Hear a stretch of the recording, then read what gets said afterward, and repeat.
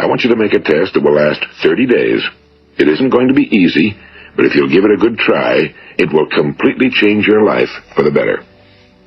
Now, back in the 17th century, Sir Isaac Newton, the English mathematician and natural philosopher, gave us some natural laws of physics which apply as much to human beings as they do to the movement of bodies in the universe.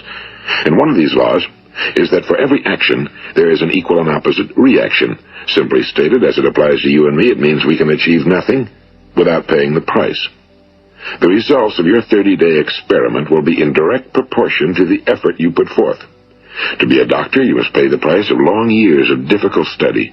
To be successful in selling, and remember that each of us succeeds to the extent of his ability to sell. Selling our families on our ideas, selling education in schools, selling our children on the advantages of living the good and honest life, selling our associates and employees on the importance of being exceptional people. To, of course, the profession of selling itself. But to be successful in selling our way to the good life, we must be willing to pay the price. Now, what is that price? Well, it's many things. First, it's understanding emotionally, as well as intellectually, that we literally become what we think about, that we must control our thoughts if we're to control our lives. It's understanding fully that as ye sow, so shall ye reap. Second, it's cutting away all fetters from the mind and permitting it to soar as it was divinely designed to do. It's the realization that your limitations are self-imposed and that the opportunities for you today are enormous beyond belief. It's rising above narrow-minded pettiness and prejudice. And third, it's using all your courage to force yourself to think positively on your own problem, to set a definite and clearly defined goal for yourself, to let your marvelous mind think about your goal from all possible angles, to let your imagination speculate freely upon many different possible solutions, to refuse to believe that there are any circumstances sufficiently strong to defeat you in the accomplishment of your purpose, to act promptly and decisively when your course is clear, and to keep constantly aware of the fact that you are, at this moment, standing in the middle of your own acres of diamonds, as Russell Conwell used to point out. And fourth, save at least 10% of every dollar you earn. It's also remembering that no matter what your present job, it has enormous possibilities, if you're willing to pay the price. Now let's just go over the important points in the price each of us must pay to achieve the wonderful life that can be ours. It is, of course, worth any price. 1. You will become what you think about. 2. Remember the word imagination and let your mind begin to soar. 3. Courage. Concentrate on your goal every day. 4. Save 10% of what you earn. And 5. Action. Ideas are worthless unless we act on them.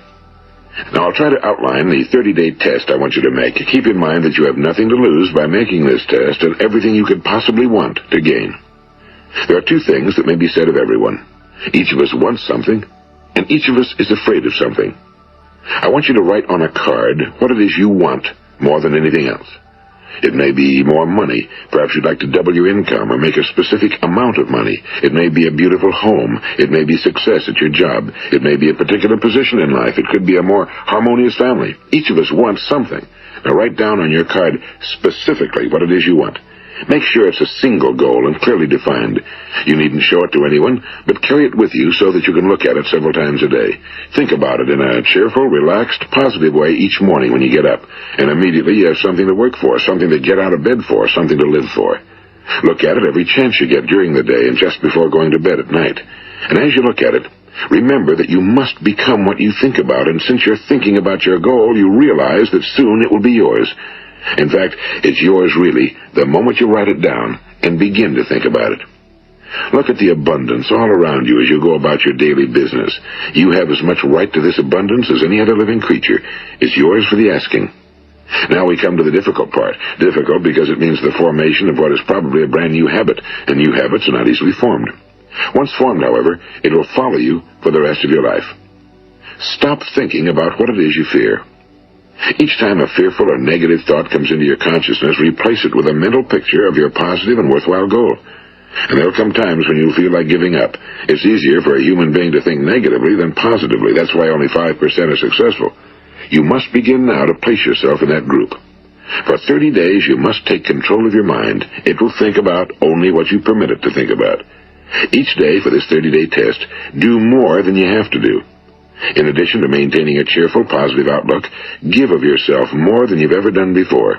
Do this knowing that your returns in life must be in direct proportion to what you give. The moment you decide on a goal to work toward, you're immediately a successful person. You are then in that rare and successful category of people who know where they're going. Out of every 100 people, you belong to the top 5. Don't concern yourself too much with how you're going to achieve your goal. Leave that completely to a power greater than yourself. All you have to do is know where you're going. The answers will come to you of their own accord and at the right time. Remember these words from the Sermon on the Mount, and remember them well. Keep them constantly before you this month of your test. Ask, and it shall be given you. Seek, and ye shall find. Knock, and it shall be opened unto you.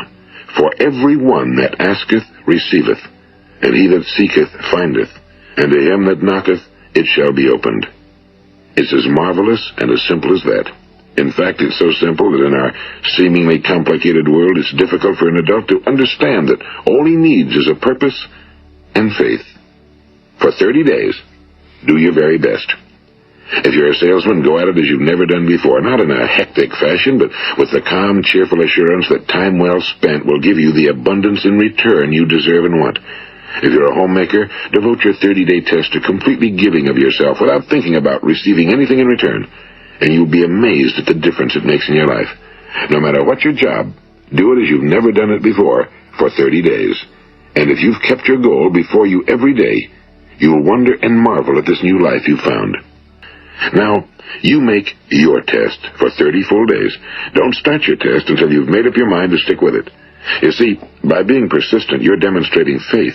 Persistence is simply another word for faith. If you didn't have faith, you'd never persist.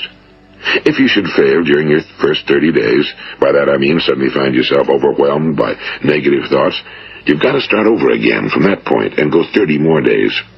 Gradually, your new habit will form until you find yourself one of that wonderful minority to whom virtually nothing is impossible. And don't forget the card. It's vitally important as you begin this new way of living. On one side of the card, write your goal, whatever it may be. On the other side, write the words we've quoted from the Sermon on the Mount. Ask, and it shall be given you. Seek, and ye shall find. Knock, and it shall be opened unto you. Nothing great was ever accomplished without inspiration. See that during these crucial first 30 days, your own inspiration is kept at a peak. And above all, don't worry. Worry brings fear, and fear is crippling. The only thing that can cause you to worry during your test is trying to do it all yourself. Know that all you have to do is hold your goal before you. Everything else will take care of itself. Remember also to keep calm and cheerful. Don't let petty things annoy you and get you off course. Now, since making this test is difficult, some will say, why should I bother? Well, look at the alternative. No one wants to be a failure. No one really wants to be a mediocre individual. No one wants a life constantly filled with worry and fear and frustration. Therefore, remember that you must reap that which you sow. If you sow negative thoughts, your life will be filled with negative things.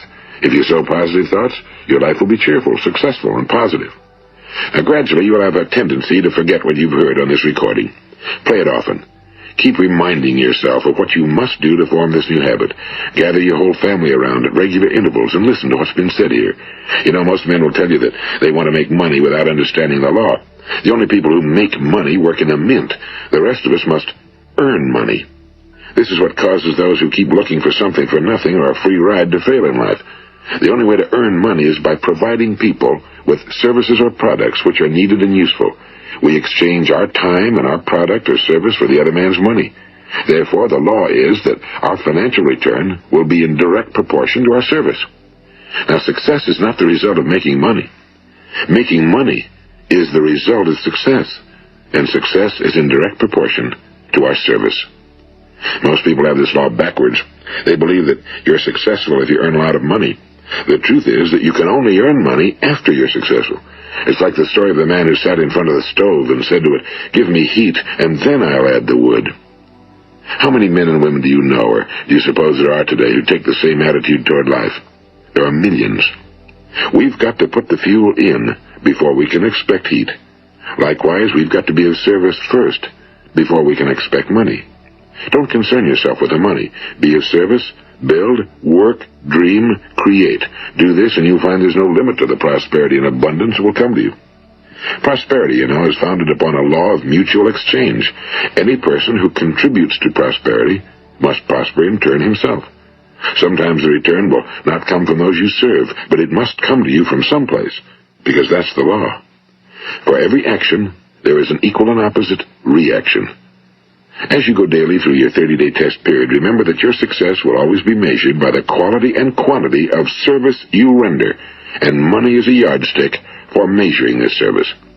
No man can get rich himself unless he enriches others. Now, there are no exceptions to a law. You can drive down any street in America and from your car estimate the service that's being rendered by the people living on that street. Had you ever thought of this yardstick before? It's interesting.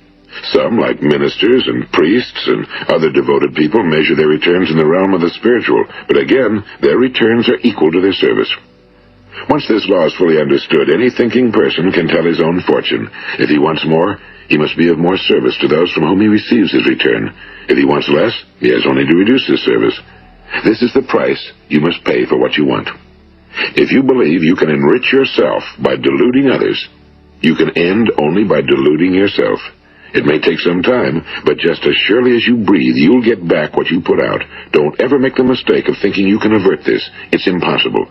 The prisons and the streets where the lonely walk are filled with people who tried to make new laws just for themselves.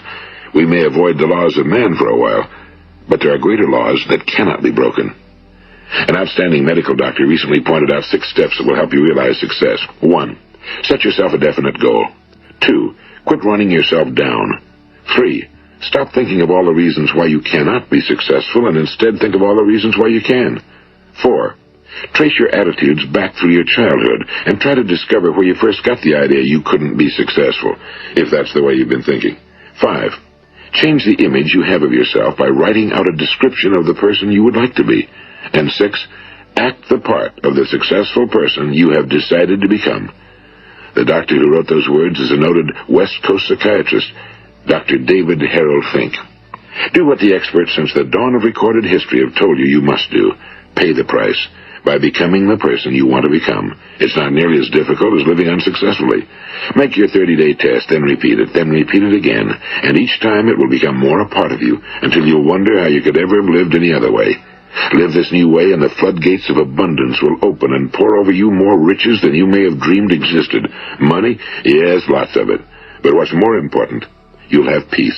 You'll be in that wonderful minority who lead calm, cheerful, successful lives. Start today. You have nothing to lose, but you have a whole life to win. This is Earl Nightingale, and thank you.